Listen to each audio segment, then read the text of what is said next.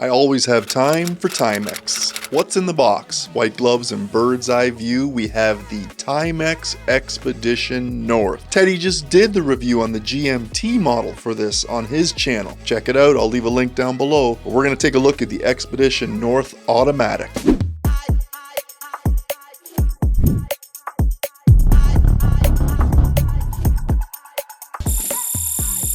Timex Expedition reference TW2V54000. JR. The Expedition North Automatic by Timex, an eco-friendly leather strap comes with this thing. Dynamite! I've reviewed a few Timex watches in my time. This one here, automatic. I like that. And Amazon fine. But I'm a little curious about the price. Stick around, we'll get to that. Let's look at this automatic beast. Did I mention it's titanium? I was pleasantly surprised with the construction here. The build quality looks awesome. But that's just the tip of the iceberg.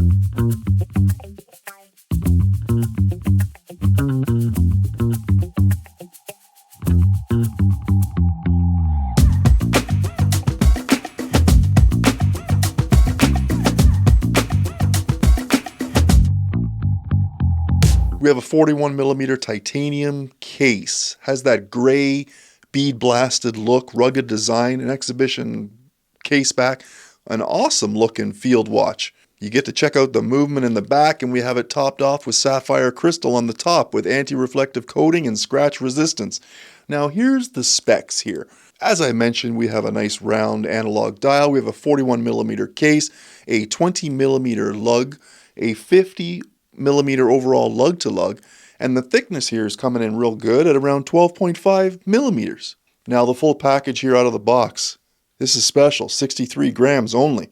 This thing's light as a feather. Built-in crown guards there with this case design, and a push-pull crown that's also screw down for the ultimate water resistance. It's signed with the Expedition Mountains on the front of the crown as well, and that overall 200 meters, I mean, that's nice. Something you would appreciate in a great field watch. You know, she's dynamic. It's awesome. This design is great for whatever nature's going to throw at you, whatever you're going to throw at it. It's a good-looking dial, matte black textured look, backdrop here, offering great contrast with the accent white markers and hands, indices, and the text.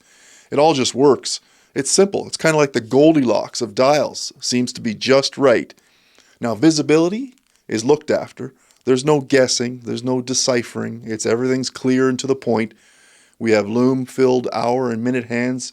Large seconds hand running around this dial. You know I love that. That's the heartbeat of the watch. Got the Expedition Mountains at the 12 with Timex automatic below that. Titanium 200 meters or 660 feet at the mid 6, and finished off with shock resistance down at the lower 6 position. That's a nice added feature here for this automatic. Lastly, we have a date complication there at the 3 o'clock, black on white display, no cyclops, no framing, quite simple, understated, doesn't distract or take away from the dial at all. Now the lume could be better. I mean, it does work, but it could be better. It loses its charge pretty quick. And we have the hands, the indices, the numerals, all loomed up for ultimate visibility for you. Now the movement is Timex automatic movement. The vibrations per hour, I'll put that down there for you. We have a Timex signed rotor. Obviously it's automatic, so self-winding. It's going to move with your wrist and wind itself. It's nothing that you need to write home to mom about when you're looking at this through this exhibition case back for the movement. But overall, it gets the job done, and she has a nice sweep to her. It's a Timex. The strap is nice looking. Leather strap helps you secure this watch to the wrist, and it's comfortable and feels great. Connecting at the 20mm lug, tapering down to 17.5 or 18 millimeters it looks like. All the way down to this signed Timex pin and buckle closure, which also has that same titanium gray blasted look. Now the cost here, we're coming in at $479 Canadian. I mean, is that a little high? Comment below, let me know what you think. But I think when you think about what you're getting with it, with the, you know, automatic movement, sapphire crystal, titanium full case package, a lot of these features in another brand watch would probably run you close to $800 to $1,000. So I don't know, maybe it could be reasonable. And for those of you who are not commonly paying $500 for a Timex watch, it may be something that you need to get adjusted to. But that's why we're here, giving you as much details and much information as possible so you can make that educated decision. Comment below, let me know if you can handle it at $479 plus your applicable taxes wherever you are. Now in closing, I like it.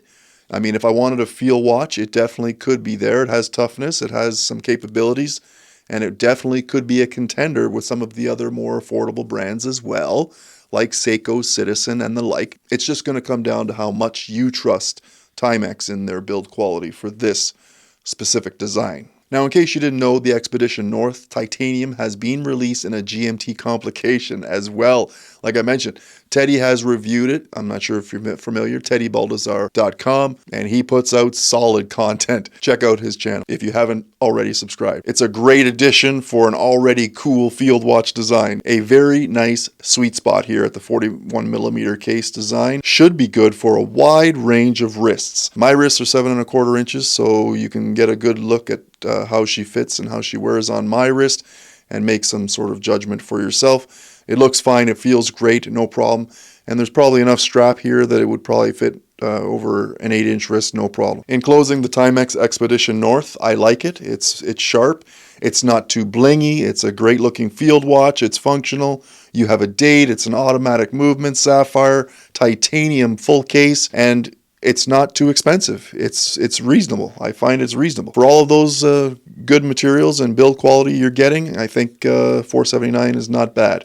Comment below, let me know what you think. My lovely Amy got me a chai tea latte. Look at how special this is. 3 things to be mindful of with regards to the Timex Expedition. Light strap, genuine leather. Feels a little bit cheaper than your usual leather though, but it still has a very good smell to it. However, it does have quick release. Amy's laughing at me in the background in case you heard her. But boom, off just like that, no problem. I can't find the hole. Oh no, that's what he said. We're gonna keep this PG.